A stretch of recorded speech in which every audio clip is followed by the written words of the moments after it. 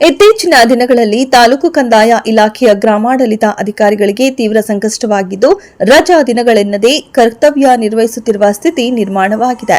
ಇದರ ಜೊತೆಯಲ್ಲಿ 21 mobile app ತಂತ್ರಾಂಶಗಳ ಮೂಲಕ ಕೆಲಸ ಮಾಡಲು ಇಲಾಖೆಯು ಸೂಚನೆ ನೀಡಿದೆ. ಆದರೆ ಯಾವುದೇ ಸರಿಯಾದ ನೆಟ್ವರ್ಕ್ ಸಿಗದೆ ತುಂಬಾ ತೊಂದರೆಯಾಗಿ ಸಾರ್ವಜನಿಕ ಕೆಲಸ ಮಾಡಲು ಆಗುತ್ತಿಲ್ಲ.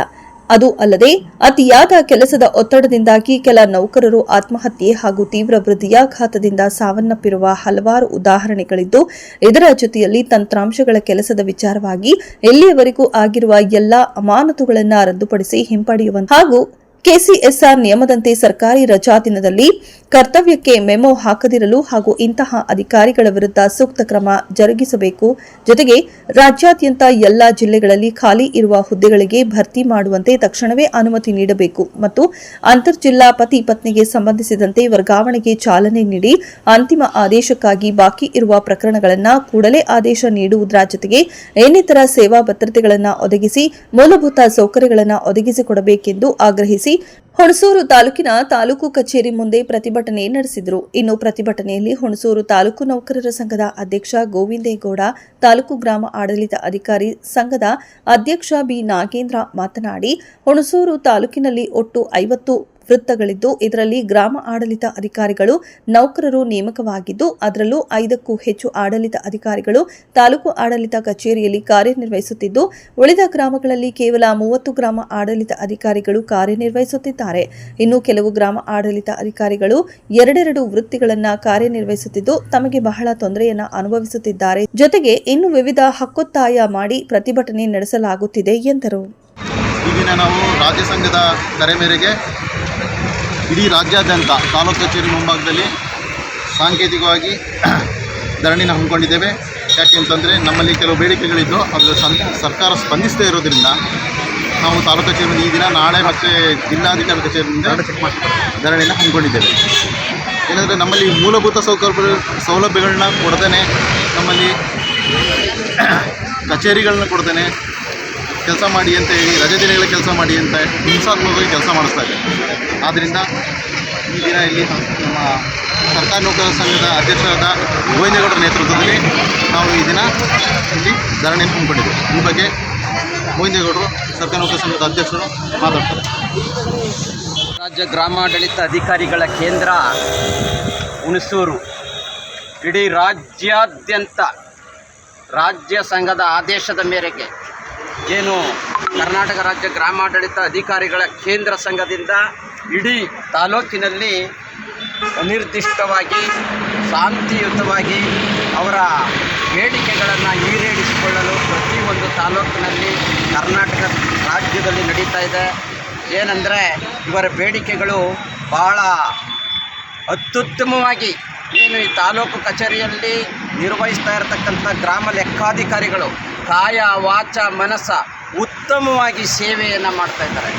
ಈಗ ಏನು ಹಿಂದೆ ಮ್ಯಾನ್ ಸ್ಕ್ರಿಪ್ಟ್ ಇದ್ದಂಥ ಕಾಲದಲ್ಲಿ ಭಾಳ ಯಾವುದೇ ಟೆನ್ಷನ್ ಇಲ್ದೇ ಬಗೆಹರಿ ಇಲ್ದೇ ಇತ್ಯಾದಿಯಾಗಿ ಉತ್ತಮವಾಗಿ ಸೇವೆಯನ್ನು ಮಾಡಿದಂಥ ಕಾಲದಲ್ಲಿ ನೌಕರರು ನೆಮ್ಮದಿಯಿಂದ ಪ್ರತಿಯೊಬ್ಬ ನೌಕರರು ನೆಮ್ಮದಿಯಿಂದ ನಡೀತಾ ಇರತಕ್ಕಂಥ ಕಾಲ ಒಂದು ಕಾಲ ಇತ್ತು. ಆದರೆ ಈ ಕಾಲದಲ್ಲಿ ಬಹಳ ವ್ಯತ್ಯಾಸ ಆಗಿದೆ.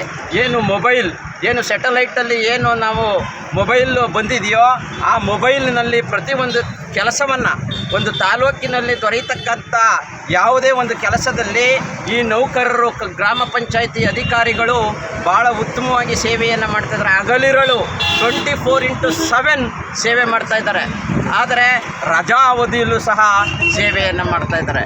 ನಾವು ಹೇಳೋದಿಷ್ಟೇ, ಇವತ್ತು ಒಬ್ಬ ಮನುಷ್ಯನಿಗೆ ಎಷ್ಟು ಅಂತ ಮಾಡಬೇಕಾಗುತ್ತೆ ಅನ್ನೋದು ಒಂದು ಲಿಮಿಟೇಷನ್ ಇದೆ.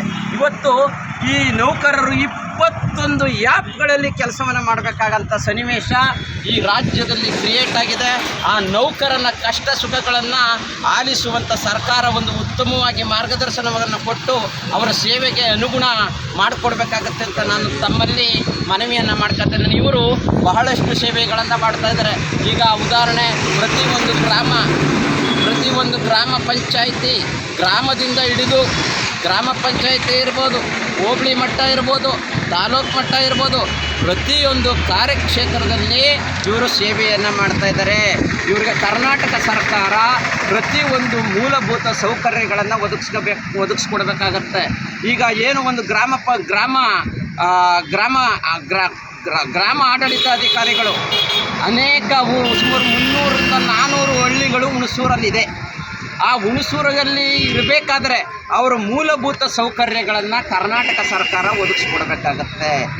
ಏನು ಒಂದು ಅವ್ರಿಗೆ ಕಚೇರಿ ಕೊಡಬೇಕಾಗತ್ತೆ, ಅವ್ರಿಗೆ ತ್ವರಿತಕ್ಕಂಥ ಮೊಬೈಲ್ಸು ಕೊಡಬೇಕಾಗತ್ತೆ, ಅವ್ರಿಗೆ ಒಂದು ಸಿಮ್ ಕೊಡಬೇಕಾಗತ್ತೆ, ಲ್ಯಾಪ್ಟಾಪ್ ಕೊಡಬೇಕಾಗತ್ತೆ.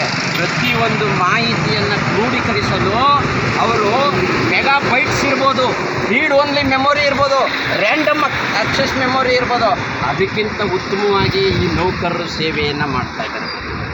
ನಾನು ತಮ್ಮ ಸರ್ಕಾರದಲ್ಲಿ ಮನವಿ ಮಾಡ್ತಾಯಿದ್ದೀನಿ, ಅವರು ಸೇವೆ ಹಿಂದೆ ಇದ್ದಂಥ ಗ್ರಾಮಾಡಳಿತ ಅಧಿಕಾರಿಗಳು 25, 21, 23, 24 ವರ್ಷಕ್ಕೆ ಕೆಲಸ ಸೇರಿದ್ರೆ 80 ವರ್ಷ, 90 ವರ್ಷ, 100 ವರ್ಷದವರೆಗೆ ತಲುಪಿದ್ದಾರೆ. ಆದರೆ ಈಗ ಕೇವಲ 21 ವರ್ಷಕ್ಕೆ ಸೇರಿದಂಥ ಗ್ರಾಮಾಡಳಿತ ಅಧಿಕಾರಿಗಳು ಏನು ಬಹಳ ಕಷ್ಟ ಇದೆ.